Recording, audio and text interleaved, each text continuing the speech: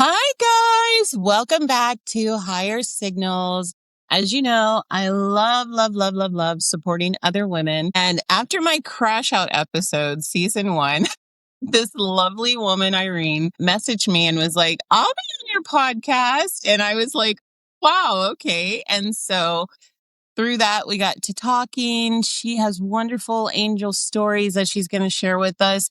And that is not it. She is going to go deep into who she is as a woman, how she, brands her business. She's going to give us tips on, how to get on podcast, even though I have one. And we will just see where the conversation goes. As I was briefing her before we started filming, we have something else in common, near-death experiences. So I'm sure that we have even more in common, and you guys are going to get to kind of eavesdrop on this conversation. So I want to give the stage to Irene, let her introduce herself, and let's go. So Higher Signals is brought to you by $20 website. OMG. So $20 website reached out to me and they are sponsoring my show. I'm so excited.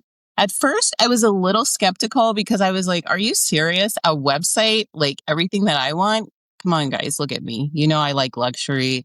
You've seen my brand. I love colors and, all the fun girl stuff. And so they were like, no, we could totally deliver that to you for $20. And I was like, get out of here. No way. So I sent them everything that I wanted. And they went to their little wizard studio, came back, and it was an amazing website. So, of course, I worked with the company and I was like, yo, what can you do for my audience? And they were like, we're going to give them $5 off. $5 off of $20. And you're getting a website that looks like it costs $10,000. Are you kidding me? My goodness, this is totally the angels. Manifest with me and the angels, $20 websites. Welcome. Thank you for coming. Thank you, Eve. It's so much fun chatting with you already. We're already having a blast, guys. So you want to stay in tune for this one. We're having a great time. Thank you so much for having me on your show. I listened to it. It's really, really fantastic. I was listening to you live when I found you, when our angels aligned us together. Yay. And I was like, yay. I don't believe in coincidences. And I was like, wow. Me neither. No, and I was just like, Eve, I'm like, I'll be a guest on your podcast. Forget that person who blew you off, Yes, yeah. So I love sharing my angel stories. It totally happens when you are putting yourself out there and you're trying these new things and coming up with, ways to express yourself. Sometimes people aren't ready to meet you where you are. And there's lots of reasons why people flake on us in our lives when we are going through transformation and becoming who we've always been. And some people get scared, some people are just like, oh my God, I can't do it. I'm not, I don't feel, good today. And, so it's not an easy thing to put yourself out there, especially if you're not used to doing it the way we are. And it's still tough for us some days. I still want to pump up that song, right? Completely. I just want to hide. I just want to, can I just have a movie and, hide in the covers today with hot cocoa? Bring me some tea. Yeah. So this is going to transition and you'll see how beautiful the angels plan this out. Cause I don't script the show at all. I just go with how I go. So the funny thing is how we were talking about near-death experiences. And I was sharing with Irene how the angels had told me for years, you know what, if you do not embrace who we have created you to be, and you get out there and you tell people that we exist, you tell them the messages, because I had to go through a lot of struggle to become who you see sitting before you today. I know a lot of people, they look at me and they're like, oh my God, she's so confident. She knows how to talk on camera. She knows how to do that. She introduces herself when she walks into a room. Well, if you met me 7 years ago, I was the mousy girl that sat in the back, never made eye contact, didn't want to, introduce myself or pump up, what I do. I always had these grand ideas. And the angels would tell me, you're supposed to be speaking on stage. You're supposed to be talking to women. You're supposed to be out here sharing your story. And I was just like, no, I can't because I'm a woman. I'm Black. I'm not a size 2. I don't look like, the beauty standard that was the beauty standard at the time. My God, like, I get nervous and sometimes I might stutter or I'm quirky. I have like weird things about me. Who's going to like me, And they were just like, oh my God. So then they had to take me through this whole thing of dark night of the soul so that I, met my shadow, dealt with my shadows and, won the fight of like the why not? Why can't I do this? And one of the interesting ways that they did that was through a near death experience. And that was at the beginning of 2025. I almost died. I had to have 3 emergency blood transfusions. And through that experience, as I was laying in the hospital bed and just like kind of reviewing my life, I heard the question come through and they were like, if you died today, would you be happy with your life experience? And I literally screamed, hell no, hell no. I have more to do. I have purpose. I have books in me that I need to write. I have people that I need to meet. I need to, get on my stuff. And I don't know if you've had this experience when you had your near death experience, but there is something that ignites inside of you where all of the excuses that you were giving yourself before, all of a sudden they don't matter because you understand the importance of life and death and how quickly you can transition from life to death, in an instance. And it's like, I don't want to die full. I want to die empty. So, Irene, please share with us like your experience and how that helped you or guided you along your journey. It's funny. I love repeating the famous quote by Steve Jobs, how you can't connect the dots looking forward. You can only connect them looking backward. My near-death experience happened when I was 9. Mm. So I haven't lived yet. I haven't done anything. And Yeah. I didn't know, I didn't realize the impact it was going to make throughout my Mm-hmm. life and my choices. Mm. And then now experiencing meaning behind my life, my soul's journey, my soul's purpose, things like that. I was always a little bit more matter of fact about it. That I was Mm. afraid to swim. I didn't learn how to swim until I was in my 20s.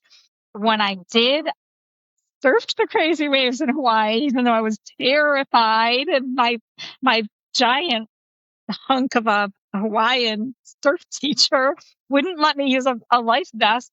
He's like, no. He's like, you have me and you have your surfboard. He said, you have the best hooked in. I'm like, what am I going on? The waves are like, I was surfing. I did it. I did it anyway. And I went back out again and again and again. I got that whole hour of it. Mm-hmm. I've whitewater rafted, class 5 Mm-hmm. rapids multiple times, swam, terrified. That might have been the last time I did that one. But my kids, the day they were 6 months and I could put them in mommy and me classes, Mm-hmm. my kids learned how to swim and they are great swimmers. And I learned how to swim in my 20s and I'm still terrified of water. I love to swim, but I still want to be able to touch the edge. If Yes. I'm in the deep end, I don't feel comfortable. But if one of my kids or anybody was drowning, I Mm-hmm. wouldn't even blink an eye. I would jump in there and try to save them best I can. Yeah. So it's just kind of interesting. But during that conversation, when I had just told her that I had been on Joe Borowski's The Soul Inspired podcast about near-death experiences, and that conversation was so enlightening to me because, and I said, my story's not that interesting. Mm-hmm. I almost died. I did see the light. But the really cool part about it was that I remember being underwater, trying to grab other people's feet. I couldn't swim. And I thought this peace came over me. And I thought, so this is how I die. And I wasn't Mm-hmm. afraid. And I've never Mm-hmm. been afraid of death, which is Mm. interesting. I'm still afraid of deep water, but I'm not afraid of dying. And I've gone skydiving and I've done other, hike kind of stretches, mountain bikes, steep ravines. And I'm not afraid of dying because I feel like I'm going to just go to a better place. So it's okay. And when it's my time, it's my time. So it's just kind of interesting. I did see the light and then the hand come through, which was, someone pulling me out of the water, and I was fine. And I was more embarrassed. All the cute lifeguards were around me.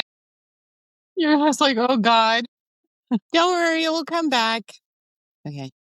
So until Irene comes back, the interesting thing is I actually had 3 near-death experiences. So I also had a near drowning experience. My family laughs at me about it, but it was very traumatic to me, okay? And didn't know how to swim at the time. It was in the neighborhood pool. And I too also had, not anymore, but I had a fear of water. And I don't know if you guys are familiar with those TikToks, where it's like deep, dark water. Like I kind of get a kick out of watching those and experiencing that sensation when I watch it, like that. Oh, I can't breathe. Oh no, I'm surrounded by water. Oh no, there's like no edge that I can touch. There's nobody in here. So Irene actually has a pretty cool background. And what I was hoping to talk to her about was definitely we were going to talk about the angels. And I hope we can get her back and we can go deeper into that. But as I was reading her, she was talking about Carrie Bradshaw knows shoes and how she knows writing. And I was like, oh my God, I love Sex in the City. Love Carrie Bradshaw. Funny thing about that is like, I used to think that I was a mix between Carrie and Charlotte, but I'm a little bit more spicy now in my life. I'm definitely more of a Samantha. Okay, we got her back. Yay! Woo! Okay. Sorry, I didn't know what happened. No, I didn't either. It's okay. So, do you remember angels where you are were? playing with us. The No, angels are playing with us. Yeah. So what I remember you saying they want to see how was tough we are. We don't quit. No, we don't. You were talking about how the hand came through the light and pulled you up, and then you were surrounded by these good-looking bodyguards. Not bodyguards, lifeguards. The lifeguards. Yes, the cute boys. I was so embarrassed, It was bad enough that I was swimming on the shallow side and I almost drowned, because I was little. It was 5 feet. It was over my head, No, that's interesting because before we got on live, remember I was telling you I've had 3 near-death experiences. So I was sharing with the audience when you disappeared because I knew you were going to come back. I was like, she doesn't know this, but we also have near drowning in common because that happened to me when I was a little girl as well. I didn't know how to swim, and it was very scary. Very scary. Like my family, they laugh at me now because they're like, all you could have done was just like stood up. But I was like, you have no idea how traumatic that is when you're in the water. Yes. You don't know what the hell's going on. You're a child. And okay, to you, it makes sense to just stand up. But to me, I was like, this is the deepest end, of the pool. I was just trying to grab people's feet that were swimming by, like trying to get someone to help me, and but like I said, I remember this peace came over me and I remember thinking, so this is how I die. Yeah. But it wasn't. Yeah. I hope not. I hope I don't drown. I know, I don't want right? to die that way. I really don't. I really don't. Yeah. But it's not, tsunamis scare me. My gosh. I can't imagine. But then again, like I said, but what's interesting, this is a great segue.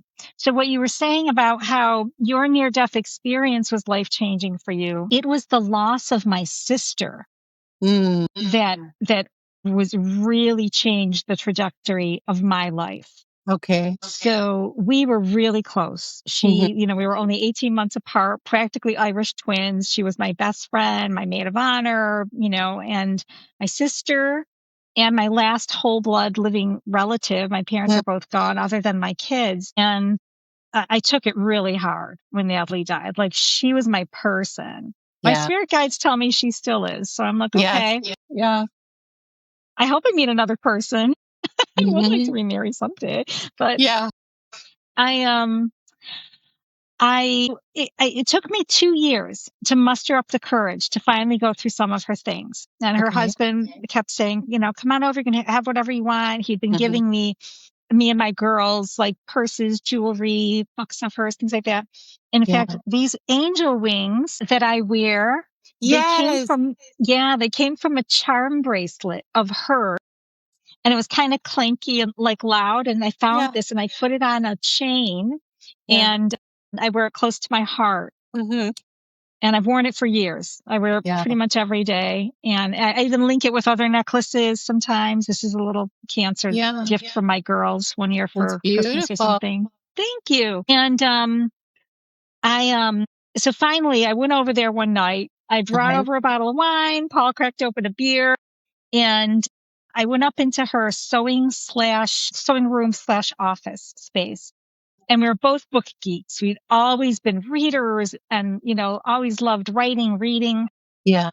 And I was going through boxes and boxes of books. Mm-hmm. And what I found was not one, not two, but more than 10 books about how to be a writer, how to write a book, how to improve my writing, how to get paid to write, how to get paid. 10, like more than 10, all these books. And I never even knew that Natalie wanted to write a book. Mm-hmm. And I had always wanted to write a book.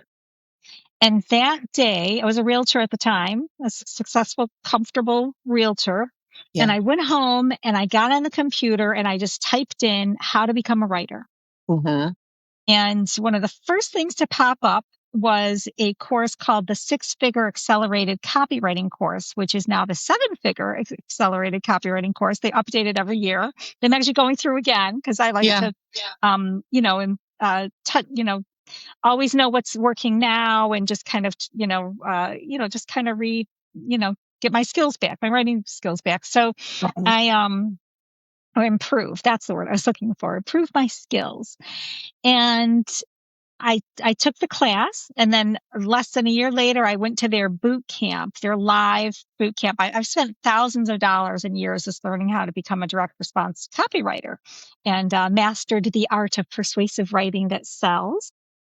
Oh, nice. Yeah. So I'm verified through the prestigious AWAI. In fact, I was just featured as one of their in their prestigious Barefoot Writer magazine last month. So that was congratulations. Kind of cool. Thank you. Yeah, it was the second time. It was a lot of fun. It still feels like me, you want to interview me, but yeah, I became a writer. I went to this conference and there were 400 people in this room and I felt like home. Mm-hmm. I'm like, I'm with my people and that's how I feel on Substack. Yes. Yeah. Like these are my people. We're writers, we're creatives, we want to help the world. We want to make it better. We want to share, our message and help people. And so, and then it was still another year before I finally wrote my first book in 2017. And that was fun. That was exciting. I'm like, I'm an author, like I wrote my first book, right? Wasn't it cool? It's a huge accomplishment. Yeah, it is. Like, didn't you feel like Carrie Bradshaw? Yes. That scene where after her party, she's in the limo or Lincoln Town Car, whatever it was, and the driver goes, "You wrote a book," Yeah. That's what everybody says. Wow, you wrote a book? I want to write a book, So it's cool. It is. And then you didn't just write a book, you became a bestseller. Well, that's an interesting story because that was through a book collaboration. So as you know, I'm doing an anthology for authors, The Power of Why these inspiring authors wrote a book and why you should too. Such an exciting project. We have 50 incredible authors from 10 countries all over the world. Wow. But how that started was during the pandemic. Hervey Tantia, who's an 8 times TED Talk speaker, well, probably more at the time, but probably more now. She invited me to be in the second book in the Power of Why International Bestselling Book Series. So, And so it was so much fun. I think there were 30 of us in the first one and then 40 in the second. Mm-hmm. so we became, within 4 days, we were bestsellers in 3 countries. And then the second book I was in, so we were international bestsellers in the US, Canada, the UK, and India. Yeah. And it was so much fun. And no one can ever take that away from you. No. We've got the screenshots to prove it, Yeah. And it was just fun connecting. And so I wanted to recreate that experience for more authors. And I've been wanting to write this book for 3 years since I was in that one. And my dear friend Glory, she's a music teacher and she teaches music teachers. And she took the next 5 Power Why books in the music niche to international bestseller. And so we're now the 9th book, and she's in our book. She's wonderful. And she's been working with Jack Canfield, which is super exciting. Like, just talking about how the angels align everything. Yeah, right. And her interview with Jack on his Success TV just got aired last month. Oh, cool. And he endorsed her most recent book, right? Teach Music, Change Lives. Which is really exciting. So Glory's in our book. And I'm still hoping you change your mind and that you join us. But no pressure. We're not here to talk about that. Yeah. But I would love to have you in the book. Too, but as I understand. explained, No. You don't have to say anything. And one day I feel like it's going to be there, and I get it. It has to be the right timing. It has to align. It's absolutely. Yeah. And but how that all came about was I mentioned that I had a PR agency for a while. One of my clients, I've helped hundreds of people get on podcasts. I prefer to teach people how to do it because you either want to or you don't. And the ones who don't, and the ones who want it, they take action. Like my dear friend, Brittany, who, your so good friend, you're saying your good one friend, of my clients, how to get on my podcasts. Dear friend, Brittany, she got on 4 major TV networks after buying my best-selling ebook that teaches you how to get free media publicity. And she used my templates, which really worked, and they've helped hundreds of people. And oh my gosh, she went on to become Miss Illinois, Miss Chicago, Miss Illinois, the opportunities. And now she's an international keynote speaker all over the world. And she placed in the top 6 in the Miss USA pageant last year. And she's just incredible. She's beautiful. She's wonderful. So those are the people I want to work with, the people who want it so bad that they're going to send the pitches, they're going to show up, they're going to do the thing. But not everybody, sometimes when you do something for them, they expect more than, you have to do the follow-up. Yes. When we tell you the fortune is in the follow-up, we're not kidding. Yes. You have to follow up. You can't set up the interview and not show up. You have to show up.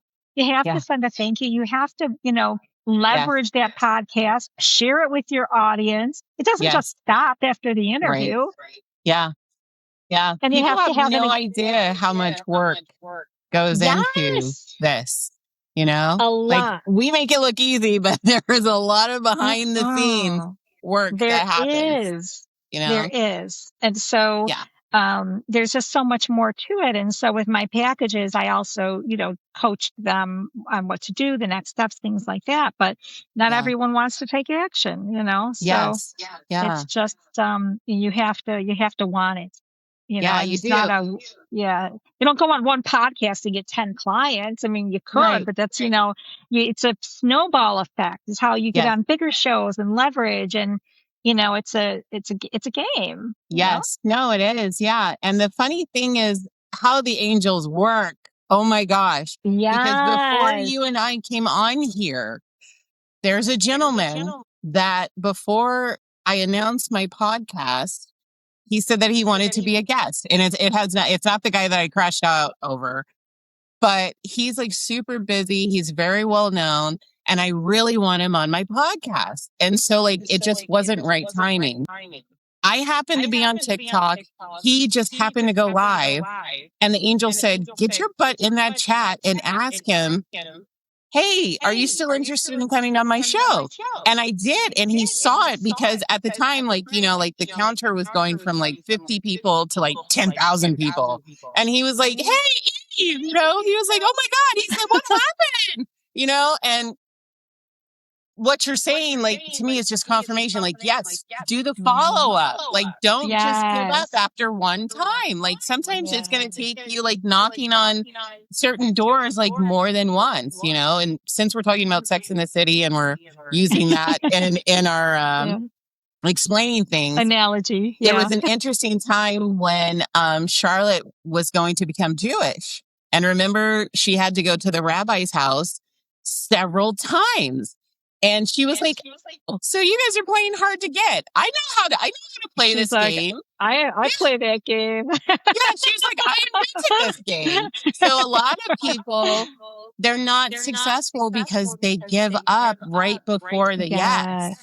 They hear so many no's, and then they're like, oh my God, this isn't for me. I'm not as talented as so-and-so. They start comparing, and it's like, no, just like I wanted to stop you when you kept saying, like, I'm not that interesting. My story is. And I'm like, no, my gosh, you're so interesting. Like, that's I'm what like Joe sitting said. on the I know. edge It's of like, my seat, like listening to you talk and hearing about your life. I'm like, oh my God, okay. So she was a surfer. After almost drowning, her teacher sounded to me like The Rock, in Moana, because he's like, you don't need a vest. You don't need this. Like, just do it. And I'm like, oh my God, this fascinating, brave woman is sitting in front of me. And you don't only just talk the talk, you've walked the walk, because on your website, you have been featured in some really fascinating and interviewed on really interesting places, Yeah. I don't they're know not if you even want me all to on say, there. the names or anything, but, people can go and look, or you can say the names if you want to, but yeah. Yeah, they're not even all on there. And I have to be honest with you, when you talk about that fear, I've been invited to be a guest on Seth Green's Sharkpreneur podcast. With Kevin Harrington, right? I haven't done it yet. And I feel like I haven't made my millions yet. And he's Doesn't like, matter. I'll have you on my show because you're you. Yes. He's a friend of mine. I go to his live masterminds and his luncheons. Like, we've hung out. I've gotten, some nice guests on a lot of his clients' podcasts and stuff like that too. But I haven't felt ready, and I will. And I was just thinking, because he's in our book too. Yeah. And so that, and I think, this is the year that I'm ready to, to stop hiding, and my angels are pushing me to, they will. I keep hearing it's safe to be seen. It's safe to be seen. It is. Yeah. But I don't know if you noticed, because I've been on 2 really big podcasts sharing my stalker experience. Okay, that's really okay. I just got chills because, like, that's okay.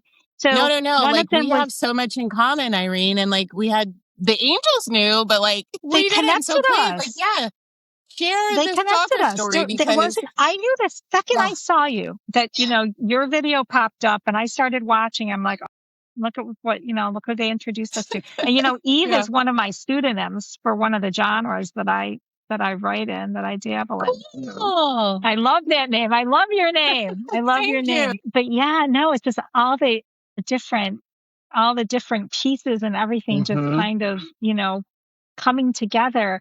And so I had decided to shut down my little PR agency, had stopped doing the done for you services. I wasn't feeling joy. I was working nonstop. Yeah. I was getting my clients great results. They weren't getting all the results they wanted or needed. Yeah. Not my fault. Like, I'm like, you have to actually do what I tell you to do. Like, anyway, I'm telling and my favorite client, who did all the things, I got him on 43 podcasts, and he went and got himself on TV, because I was telling him, start pitching, local TV. Then he went on TV sharing his message, and then he passed away of cancer. Well, I'm so grateful that I got him on all those shows to share his message and his powerful, wonderful book before he passed. And that was not a coincidence. Yeah. But then, what, the other clients, sometimes people go in different directions. And then I finally just said, I don't want to do this anymore. And I didn't know what to do. And I hadn't been coaching in a while, other than my clients, my PR clients. I really hadn't taken on more coaching clients because I was so busy. And I was praying, and I had the best 30-minute meditation I've ever had in my life. And afterwards, they just said, do this book. And I just got into flow. That day is a fog. I don't remember how I wrote the copy. It just flowed. I just started writing the copy, started messaging a bunch of authors I knew and sharing the page, sign up page. This is the deal. This is what it's about. And within 24 hours, 5 people said yes. Mm-hmm. And I was like, okay. And I literally, no one had committed, because there's a small investment involved too. Yes. So no one had committed, and the next morning, although I was like, maybe this is a mistake. Maybe this isn't what I should be doing. And then all of a sudden, and then I was messaging with Seth Green, and he said, it's not a mistake. He said, it's a great idea. He said, do it. He's like, how can I support you? And he said, and then Bond Halbert messaged me back and said, yeah, I'm ready to do it. And I was like, I messaged Seth, Bond's doing it. I said, will you contribute a chapter? Will you join? He said, I'm in. He said, yes. I'm like, okay. Oh my God. And then I messaged, and then a couple other people said, yes, I'm in. And then, like I said, I had 5 people say yes within 24 hours. And I'm like, okay, scary, scary. I'm doing it. Yes. And it's been way more challenging than I expected it to be, way more amazing. How many wonderful people are in this book, and their chapters make me laugh, make me cry, and every one of them inspires me to write. Yes. And that's what I wanted to do. That's my message, because I don't know if you read my story about how I was bullied in high school by a teacher who called me a bad writer, and how I hear his voice like it was yesterday. I could picture his face. I'm not going to say his name. I mean, I remember him like it was yesterday. And I hear those words. You're a bad writer. And you know what? I'm an international best-selling author, dude. Like, yes. So it's such an inspiring story. And I can't tell you, more people relate, and not always about writing, but more people relate to that bully story. Yes. For different things in their lives. Yeah. And it's just such a lean-in story. Like, oh my gosh, that happened to me. And, so I'm meant to share those stories to inspire people. Just the other day, I started crying. I literally started crying 2 days ago on Saturday. I've been so busy. I haven't been on Substack as much as I'd like to. I want to be posting more, but I got to get this book done. And I'm talking to authors every day, messaging. And someone messaged me on Substack, and I think they restacked a post of mine even. And they said, Irene, thank you. You inspired me. He said, I'm a homeless veteran, and I started selling my stories on the subway. And he said, I just started my Substack publication. And I just started crying. I'm like, you told me it was because of me. That's what it's all about. That's what it's all about, yes. And I'm, just got to keep going. Yeah. And I wanted to talk to you more about the stalker. And if you want to, if you don't want to go into it, we don't have to. I'm on a podcast it was syndicated. John Wiley, it's called the Law Enforcement. He tried to get me on his podcast for a year before I finally said yes. He's like, Irene, this is an important story. You have to share it. He said it still gets like 10,000 listens a month. It's syndicated to like over 140 radio stations all over the world with hundreds of downloads. So that was a scary one for me to finally say yes to. But no, I'm happy to share a little bit about that. The reason why I want you to share something about it is because you said the fear. And I know a lot of women, especially women that are attractive, especially women that are vivacious, charismatic, ambitious, I feel like the dark side that we're always up against, because I like to say that we are in a war. The angels are on the good side, but there is another side out there, and they attack us when they know that we're supposed to be used powerfully with our voice for the world. They send little assignments to us to test us to see, are you really going to trust what the angels say? Are you going to give in to the fear? And so that's why I wanted you to speak on it. But if it's too much for you, like, No, please no. don't.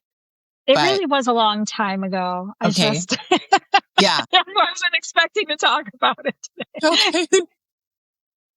I think it's important to No, this story though, it because like it people is. don't understand, like they look at you on my show and there are people out there that are like, I could never do that. I could never be like Oh, her. oh, you But don't like we said, understand. that's the whole Hid. thing. I hid. I wanted to Yeah. hide. And Yeah. I literally, I was a health and fitness expert on an Mm-hmm. award-winning international live radio show for 6 months. Yes. I gave that up.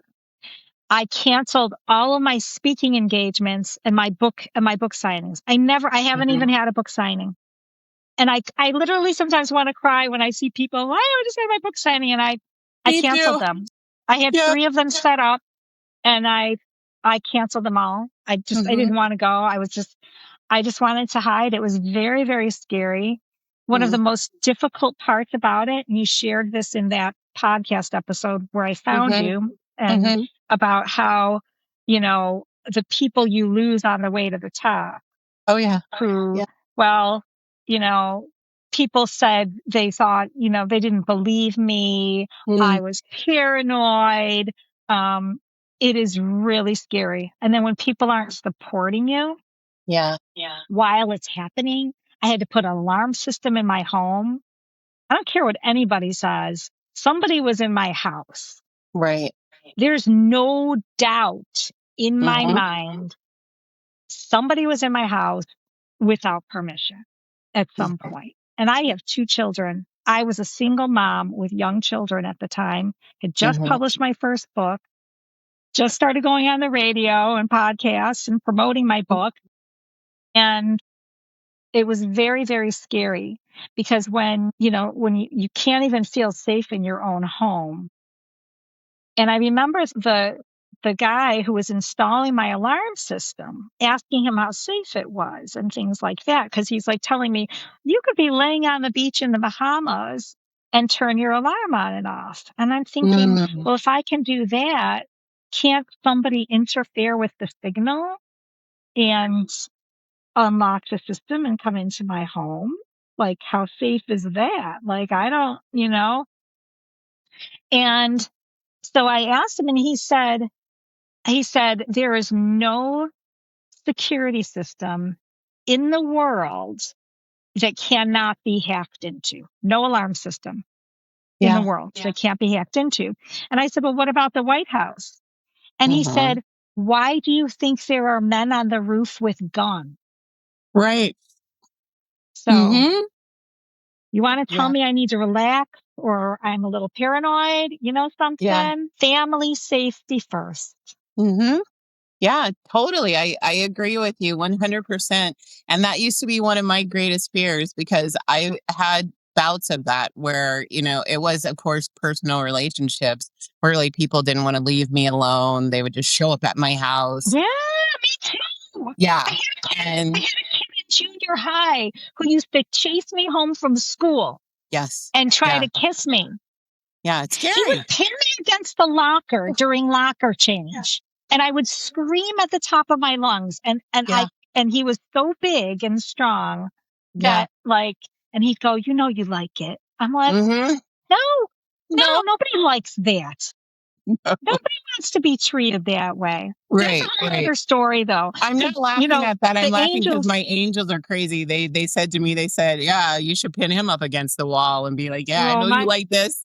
Yeah. No, my angels sent me someone and he never messed with me again. Yeah, I'm good. So, good. yeah, it was bad. It was bad. Yeah. They were fighting. It was actually a fist fight over me. It was horrible. I had to say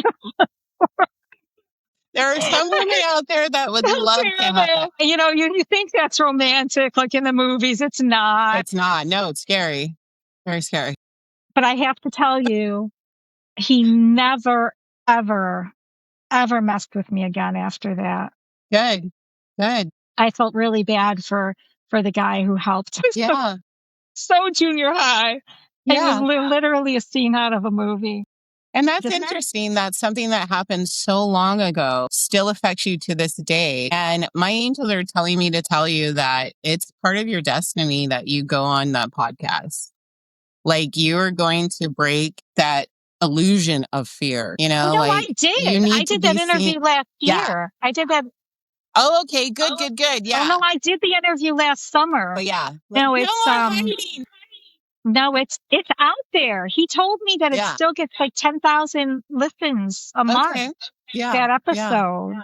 No, Yeah. it's out there. You can I go must have find it. misunderstood you because I thought you said that there was something coming up. Like you I'm were. sorry. That's what I The was talking about. Yeah. Newer podcast. Yes. That's what I was talking about. Yeah. Yeah. Well, They're telling you that you need to do it. I know. You have to do I have it. to publish this book first, and then I can Yes. go on and talk about the book because Seth is in the book Yeah. too. And it'll be a win-win because his audience will be able to buy the book and read his chapter. Yes. So Yeah. I'll align that with Seth when we publish, and that will be, yeah. See, it's divine timing. It is. It's divine Everything timing. is.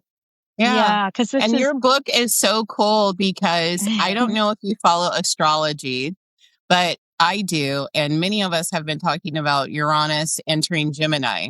And so your book is very Uranus and Gemini because you're coming together with people that are in your community and you're making a project and you're presenting it to the world.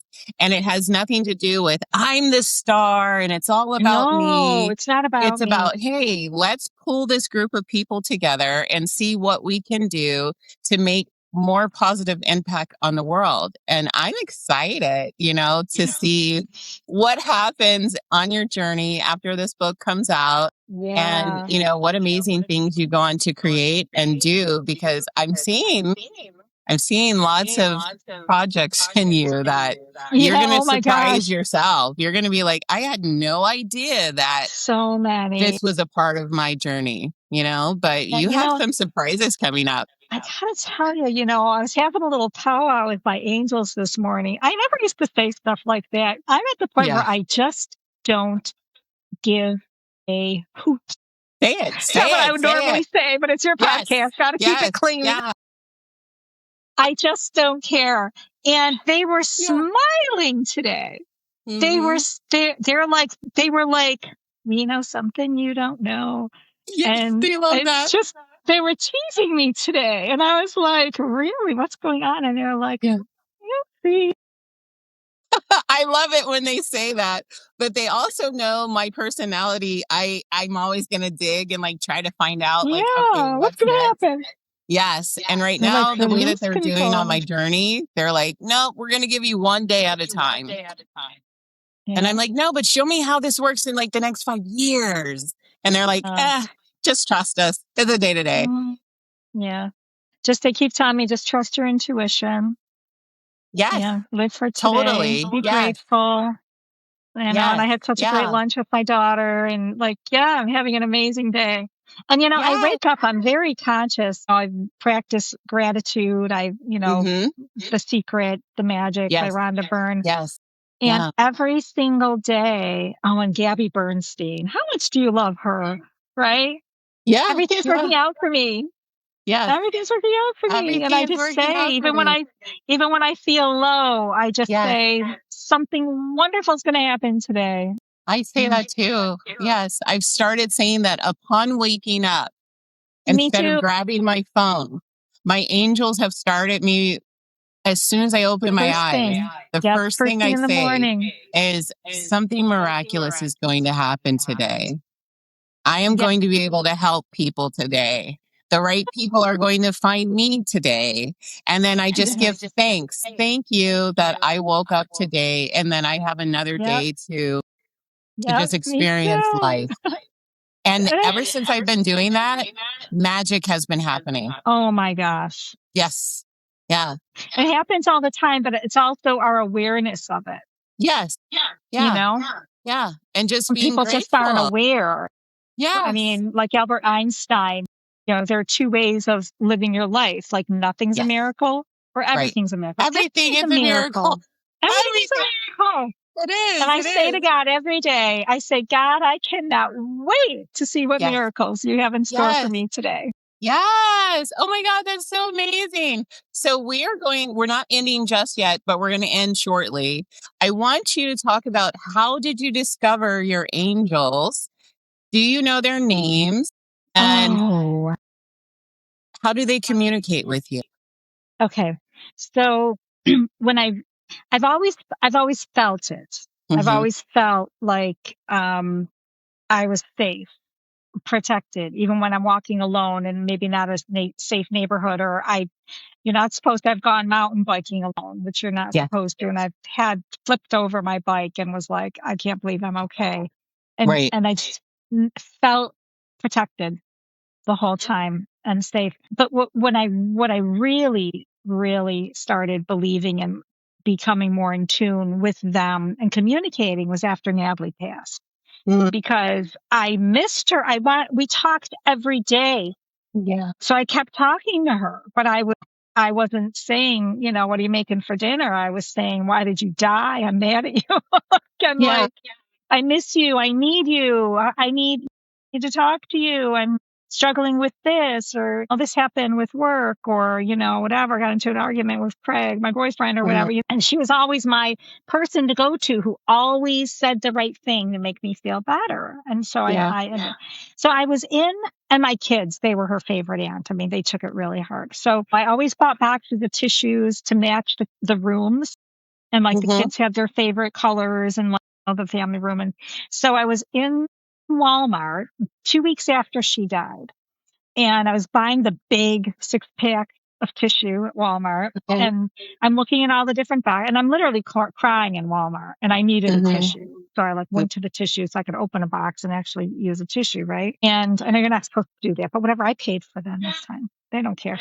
So I'm looking at the colors, and there are ones easily to grab, but the box of the colors I wanted was on the bottom shelf, all the way in the back. So I'm a little bit of a germaphobe. My first thought is I got to kneel down on this dirty floor and grab this box, but I'm determined. So there I am, and I'm like reaching down to grab that box of tissues. Yeah. And I look down, and under the metal shelf was an angel charm.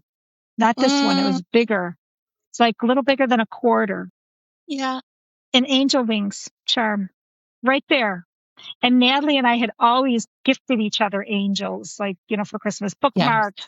I had the angel treetop, angel brooches were in. I mean, I have all kinds of angels, some from her, some I bought her angels. I love angels. Yes. For my girls who bought me bracelets with angels. And so I saw those angel wings, and it was like she was saying, everything's okay. I'm still with you. I'm still here. I'm still here. It's okay. I'm just an angel now. And I really felt that. And so I just started noticing signs. It wasn't until, this is interesting, I was in a clubhouse room and just talking about podcasts by normal, and someone came into the room and came up on stage and just wanted to have a conversation with me. And it was a small room, so we got completely sidetracked. I think I turned the replays off. Because actually my dad, she told me that my dad was there and my sister was there. She was a medium. And she said, it's not her profession. She doesn't get paid to do it. She said, I just was born with it. And she said, I never come up on stage in Clubhouse. Your angels asked me to come up and talk to you. Yeah. And she just started telling me all these things. And some of them didn't align. But then later, when thinking about it, I'm like, this is what they meant.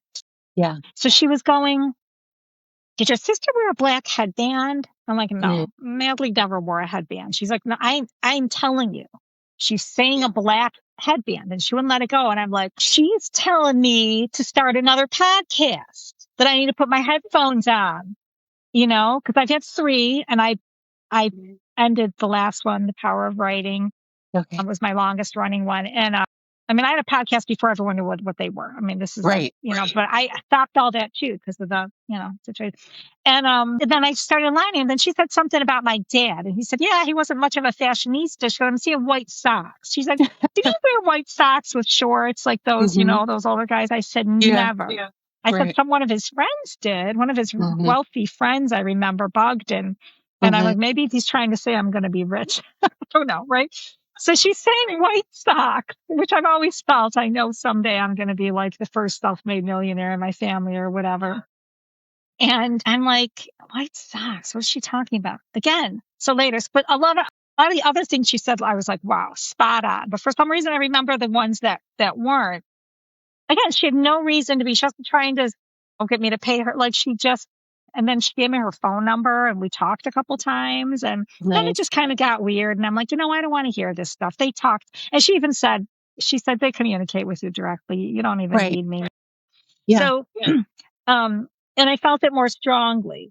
And I'm sitting, I'm like, oh my God. And I pictured this picture of him. And I pulled it out and there was this picture of my dad in this very nice suit. So when she said he wasn't a fashionista, he was trying to say I was quite the fashionista. And my dad, he never wore jeans. He never wore tennis shoes. He always wore shoes, pants. In the summer, a button-down shirt with t-shirt or short sleeve. In the winter, he always wore, shirts and slacks and a belt and shoes. And his little hats, never looked like a bomber, always, very, very, but in this picture, he had this really sharp suit on. He's sitting in the grass, smoking a cigarette. And there's this fancy old fashioned car behind him. It looked like brand new, like his car. And, his hair just was he looked, it's just this young, handsome man. Yeah. And he's got these really nice shoes on and his pants are hiked up because he's sitting down and he has white socks on. Yeah. And that's what he was talking about, the white socks. And, and then I really believed, so. Yeah. But that was when I started kind of talking to them because she was saying things like, and I brought up her smoking, how I blamed smoking for her death. I was upset with her for a long time that she didn't quit smoking because I was mad that she died. Yeah. And she said, she wanted me to she said she wants me to tell you that she didn't die from smoking. She had done what she was supposed to do in this lifetime and she died when it was her time. Right. And she went peacefully. Like the last day of her life was incredible. Everyone came to see her. They actually had performed. Her lungs had collapsed. Yeah. One at first. And they did emergency surgery to open up her lung and called us and said, she's not going to make it through the day. So tell anyone that wants to pay her. She was laughing, talking. One of her best friends brought 2 bottles of champagne and cups. We all toasted with champagne. They told stories. We laughed. We cried. This is a day of people coming through to see her. That's beautiful. It was beautiful. And then her son, went to her grandparents' house and her husband stayed and I stayed. And my boyfriend was actually just about to leave because we were going to both spend the night. I'd went home and got a change of clothes to spend the night there to be with her. And the last person left and the nurse came and said, it's time. And I'm like, it's time.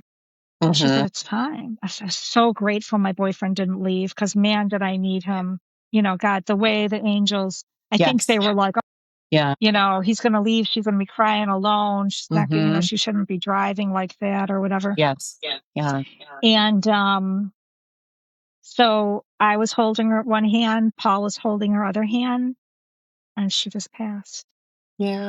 And then, people react to grief differently. I mean, Craig was, knew her. She was in his life for a long time too. I mean, she was my sister and he just started making jokes. Yeah. He he just started making, we were just like, I can't even explain it. Like, I didn't know how to react. It was such a crazy day. And I mean, I was That's so sad, but beautiful, like, though. Looking back on it, yeah, I know in the moment it probably didn't feel like a beautiful way to go, but to me, that sounds almost no, perfect. it She was because had she you was, there, her husband there, and then she everyone wanted came you guys through. to stay in the high vibration of Yeah, laughter. it And your really boyfriend was. was like, "Let's tell some jokes." Well, we Yeah. started just, this sounds really mean. I shouldn't say this on a podcast. We just kind of started mocking people that did weird things, because you don't know, Yes. people do Yeah, weird things. they People do. have died, like, and we just started saying, what was up with that? I don't know. Like, I noticed that too. Like, I don't remember. I don't even remember who it was, what it was about. Yeah. Um, just an interesting character of different people that came through and the things Right. they said or did or stories they told. Yeah. It was just, very much needed, release Yeah. for really, I mean, I really took it hard. Yeah. The death. I mean, we were so close. So, so it's just interesting. And then those conversations, like I said, with that medium, how she said she had just done what she was supposed to do. And I Right. said, and then she said she misses you talking to her. You don't Mhm. talk to her anymore. And I'm like, well, gosh, I feel like I'm, like I'm a nuts talking, Yeah. No. like that person, talking to myself, like I don't want anyone to think I'm crazy. Yeah, And so no. I did start talking to her again. And then I just felt so much better Mhm. that the smoking didn't kill her Right. and that she just left when it was her time in the way she Mhm. was supposed to go. And I'm not done. Yeah. And You're that's not why I'm yet? still No. here. Yeah. So, and they're like, you have way more to do, Irene. They're Mhm. like, you're not even close to done. And you know what's really interesting? Because like you said, I've done some really incredible things in my Yeah. life.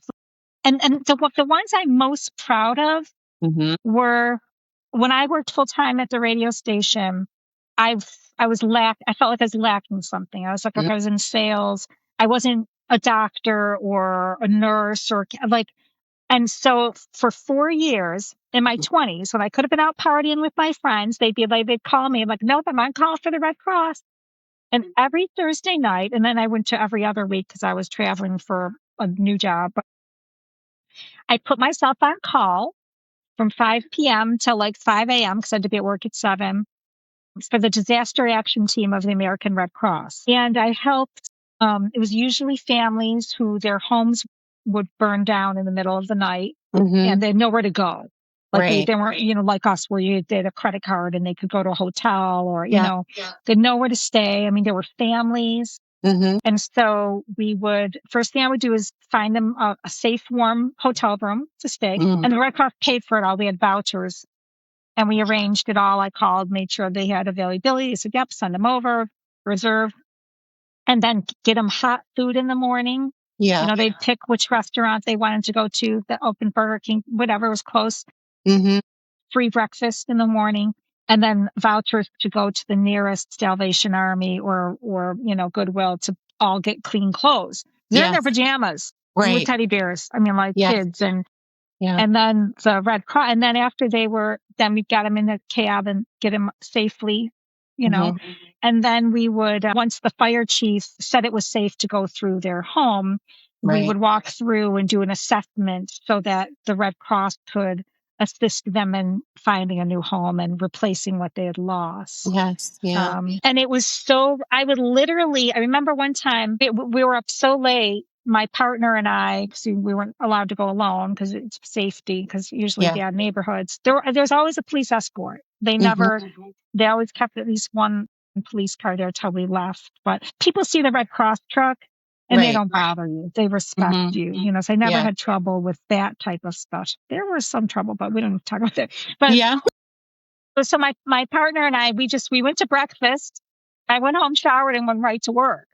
And Mm. even though I'd been up half the night, I was high Yeah. from, like people hugged me, you Mhm. know, thank you for helping my family. You know, you didn't have to get up at 2 a.m. I didn't get paid. I mean, I did it out of, I don't know why, because it was part of my journey.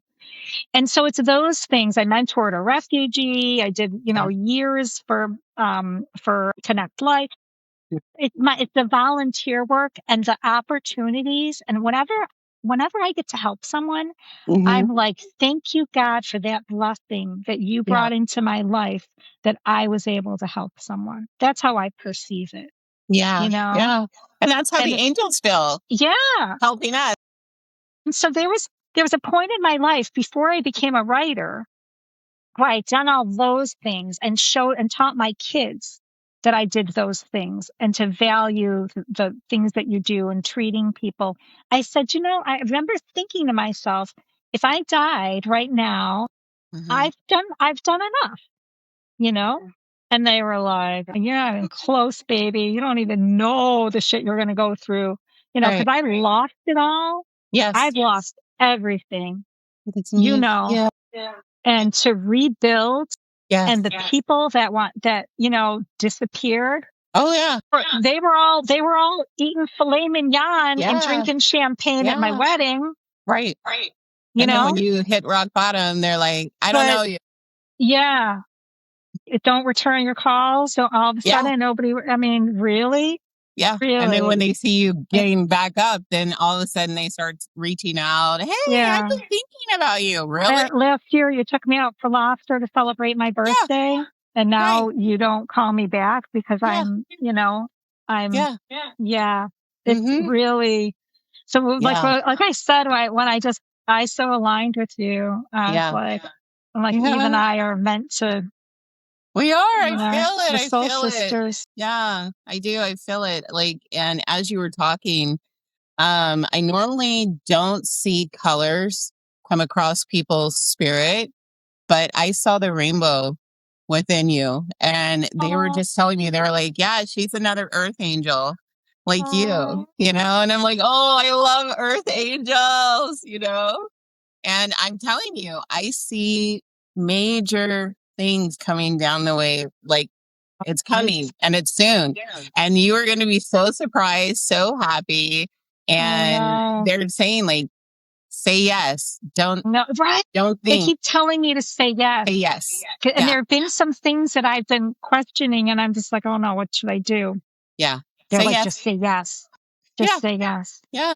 But like, when you kept saying, I didn't want to. I didn't want to cancel. I wanted to be 100% sure that I had a time locked in with you. And that's why it took me so long. And then as soon as I knew on Friday, I'm like, oh, I'm like, I know I can do it on Monday. I'm 100% sure. Yeah. And I'm totally cool, even though I know I had a crash out episode. And if that's going to be used, it's okay. For people that are going through transition where they're going from rock bottom to getting opportunities and chances and different things are happening in their life. Because it's the things that we don't talk about that people are really interested in, because it's like, well, how did you get from A to B? Like last week you were homeless, but this week you're on, ABC. Like, how did it happen? Yeah. Faith. Yeah. Faith and 100%. saying yes and crawling even when you can't walk. And the angels appear. Yes. Yeah, they right do. when you need them. The other earth angels are in little blessings that come into your life, like, hey, and it's just so bizarre how openly and willing a complete stranger can be willing to help you. Yeah, more so than your family or friends. Yes. Yeah. And I've had people tell me that I had an opportunity a while ago. We're going too long, but they literally said to me, they were like, why are you helping me? And I'm like, because I can. You need help. Yeah. And they said, like, literally nobody would help us. And I'm like, well, you're like, well, God will. God will. He's in Irene, his angel to help you. Yeah. And that's so beautiful. So, like, let's wind this down. Is there anything else or a message that you're receiving for the audience before we say goodbye? Yeah, it's just what you were saying to wrap up on this note. For the people that are going through something right now, and we all do, I love this, Oprah quote, but the sun is always behind the clouds. It's always behind the clouds. And so those clouds, it will shine again for you. So just hold on for one more day. All the time. So yeah. And sometimes I will be in the middle of crying or worried about something, and then that song will come through, and I'm I get happy. Yeah. Oh my God, yes. And the other one, have a little faith in me. Yes. Yeah. Just have a little, the size of a mustard seed. You can do a lot with a mustard seed. Just say yes. Yes. Just say yes. Yeah. Well, this has Don't been be wonderful. scared. Thank you so much for having me. Yeah, definitely. Thank you for, reaching out and not being afraid, on that crazy episode. Because I saw your this message was and I was aligned. I knew I had to be on your podcast. I'm like, this wasn't. yeah. And I This wasn't a appreciate you coincidence. for being here. You were an amazing guest, very interesting. The angels love you. The angels love all of us. So with that, I like to say it's a wrap. Until next time. Higher Signals is brought to you by $20 website. So, of course, I worked with a company and I was like, yo, what can you do for my audience? And they were like, we're going to give them $5 off. $5 off of $20. And you're getting a website that looks like it costs $10,000. Are you kidding me? My goodness, this is totally the angels. Manifest with me and the angels. $20 websites.